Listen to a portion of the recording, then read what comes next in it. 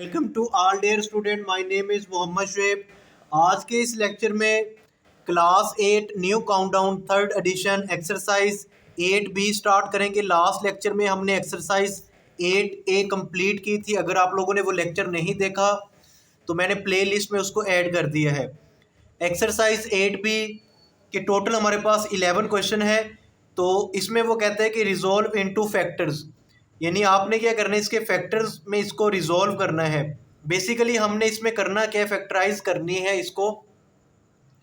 अब यहाँ पर देखें, जो क्वेश्चन नंबर 1 हमारे पास गिवन है वो हमारे पास क्या गिवन है, P square Q plus P Q square.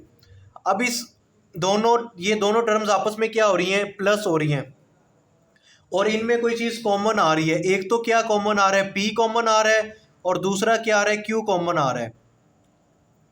तो यहाँ सर मैं P और Q को कॉमन ले लूँगा। देखिए ये P स्क्वायर है, एक P बाहर आ गया यानी कॉमन ले लिया, Q भी कॉमन ले लिया, तो यहाँ पर जस्ट क्या रह गया, P रह गया, और इधर से P को कॉमन ले लिया, Q स्क्वायर था, एक Q बाहर चला गया, एक Q रह गया। तो ये हमारे पास इसका क्या आ गया, आंसर आ गया। बहुत आसान क्वेश्चन है इस एक्सरसाइज के। नेक्स्ट हमारे पास सेकेंड क्वेश्चन गिवन है 3x³ माइनस 15x²y। अब देखिए इस क्वेश्चन में एक तो ये हमारे पास ये दोनों टर्म 3 के मल्टीपल्स हैं, यानी 3 1 द 3, 3 5 द 15, तो हम 3 को कॉमन ले सकते हैं। और इसके बाद यहाँ पर x³ है, इधर x² है, तो हम क्या कर सकते हैं, x² को भी कॉमन ले सकते हैं। तो यहाँ पर देखिए 3 बाहर आ गया और x² आ गया, तो यहाँ पर जस्ट x रह गया। अब इस 15 को जब आप 3 से डिवाइड करेंगे ना तो 5 आएगा। उसके बाद यहाँ पर x² तो बाहर चला गया, जस्ट क्या रह गया, y रह गया। तो ये हमारे पास क्या आ गया, इसका फाइनल आंसर आ गया। नेक्स्ट हमारे पास क्वेश्चन नंबर 3 गिवन है। क्वेश्चन नंबर 3 में देखें 45 y की पावर क्या है 4 माइनस 9x y की पावर क्या है 3।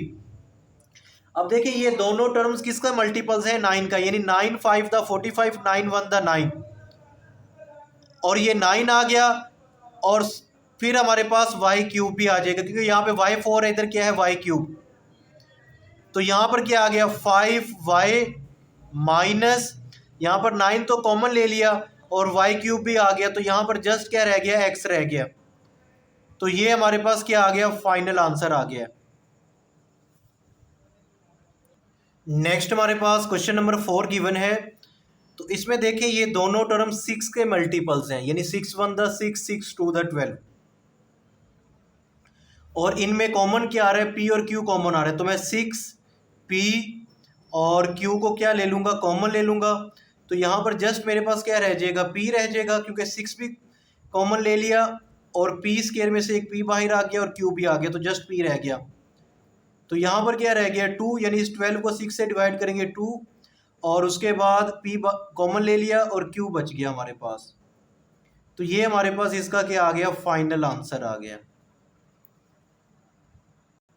नेक्स्ट हमारे पास क्वेश्चन नंबर 5 गिवन है। देखें ये 5 का मल्टीपल है और ये 15 भी 5 का मल्टीपल है। 5 1 द 5, 5 3 द 15, और इन सब में क्या कॉमन आ रहा है, यहाँ पर a की पावर 4 है, b² a² और b की पावर क्या है 4।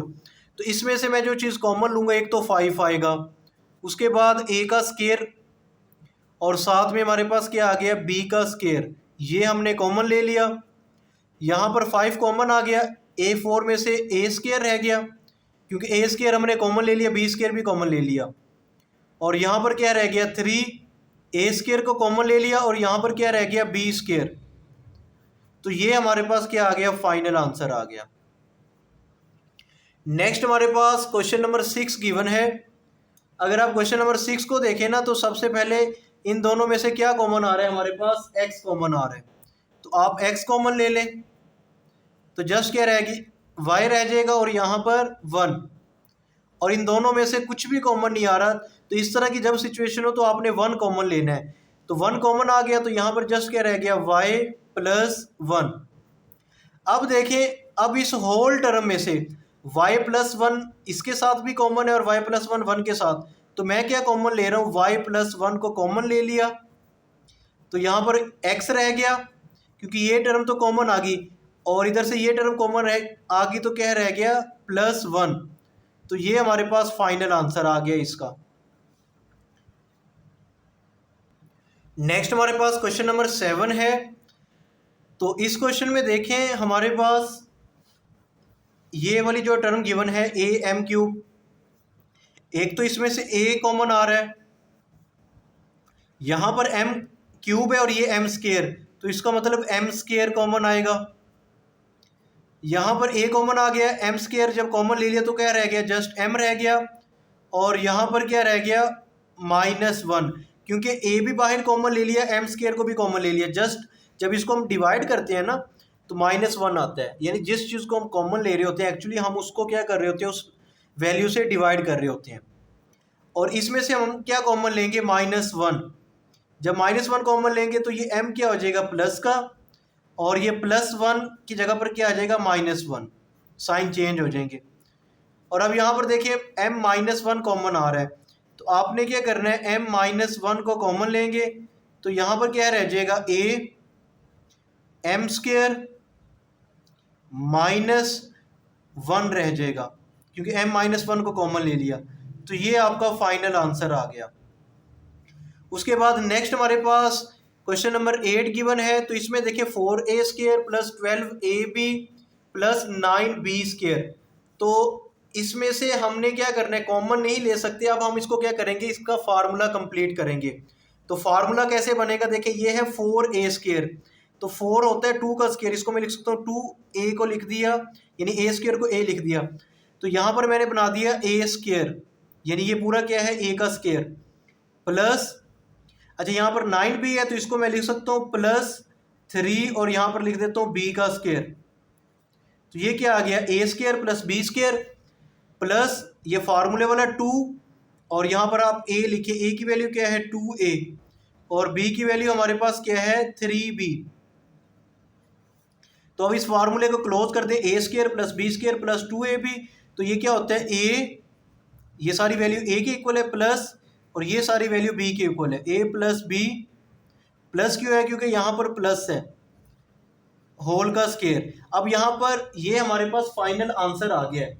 ठीक है, हमने फार्मूला कौन सा अप्लाई किया वो मैं लिख देता हूँ। फार्मूला हमारे पास होता है a + b होल का स्क्वायर, किसके इक्वल होता है, a² + 2ab + b²। तो इस फार्मूले के अकॉर्डिंग हमने इसको सॉल्व किया है। अगर आप इसको मज़ीद सिंप्लीफाई करना चाहते हैं तो यहाँ पे देखिए ये स्क्वायर है, यानी इसको आप 2 टाइम्स लिख सकते हैं, 2a + 3b। ठीक है, उसके बाद अगेन फिर लिख दें 2a + 3b। तो ये आपका फाइनल आंसर आ जाएगा। यहाँ तक भी ठीक है, यहाँ तक भी कर सकते हैं आप लोग। नेक्स्ट हमारे पास क्वेश्चन नंबर 9 गिवन है, 9 पार्ट क्वेश्चन नंबर 1 का। तो इसमें देखें इसको कैसे सॉल्व करना है। सबसे पहले इस x को मल्टीप्लाई करें, तो ये हमारे पास x² एज इट इज़ लिख दें, माइनस वैसे रहे। तो अब आपने क्या करना है, इस x को इस p से मल्टीप्लाई करें, तो ये क्या हो जाएगा px, और फिर इस x को q से मल्टीप्लाई करें, ये आ जाएगा qx, bracket as it is लगी रहे। उसके बाद pq लिखें। अब आपने क्या करना है, ब्रैकेट को रिमूव करना है। तो यहाँ पर क्या है, x², जब ब्रैकेट को रिमूव करते हैं और ब्रैकेट के बाहर माइनस होता है तो ये साइन चेंज हो जाते हैं। तो यहाँ पर क्या आएगा, -px - qx + pq। अब आप क्या करेंगे, देखिए इनमें से कौन सी चीज़ कॉमन आ रही है, x कॉमन आ रहा है। तो अगर मैं x को कॉमन लूँ तो यहाँ पर क्या रह जाएगा, एक x रह जाएगा -p। अब इसमें से क्या कॉमन आ रहा है, एक तो माइनस कॉमन ले लेना है, और दूसरा इसमें से देखिए हमारे पास क्या कॉमन आ रहा है, यहाँ पर q है, इधर भी ये q, तो q को आप कॉमन ले लें। तो यहाँ पर क्या रह जाएगा, x रह जाएगा। जब हमने माइनस कॉमन लिया तो ये प्लस का साइन क्या हो जाएगा, चेंज हो जाएगा, माइनस आ जाएगा। q को कॉमन ले लिया, क्या रह गया p। अब देखिए ये भी x - p है, ये भी x - p है। अगर ये दोनों बोथ सेम आ जाते हैं तो आप इस क्वेश्चन को ठीक कर रहे हैं। अब आपने क्या करना है, x - p को कॉमन लेना है।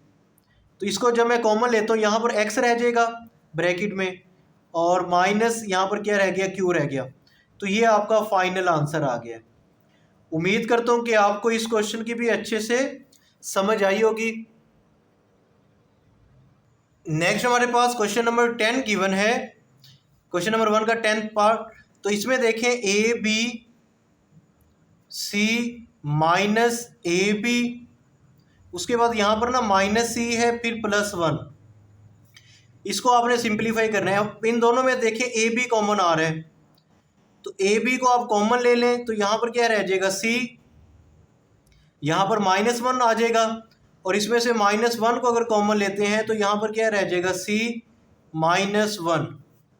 अब इस होल में से सी -1 कॉमन आ रहा है, तो यहाँ पर क्या रह जाएगा ए बी, और फिर क्या आएगा -1। तो ये आपका आंसर आ गया। उसके बाद नेक्स्ट हमारे पास इसका लास्ट पार्ट गिवन है। अब देखें इस क्वेश्चन को आपने कैसे सॉल्व करना है। सबसे पहले इस क्वेश्चन को अच्छे से अंडरस्टैंड करें।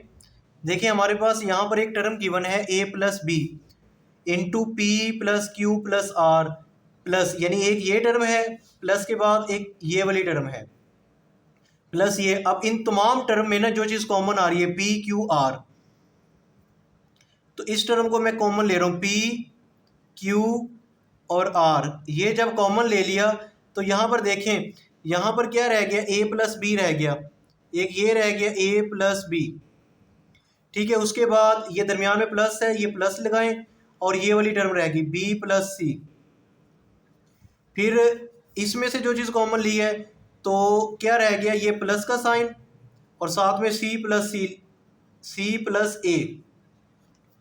अब आपने क्या करना है, p + q + r इसको एज इट इज़ लिख दें, और इनको देखें a और a कितना हो जाएगा 2a, फिर b और b 2b, c और c ये कितना आ जाएगा 2c। इनको हमने क्या कर दिया, सम अप कर दिया।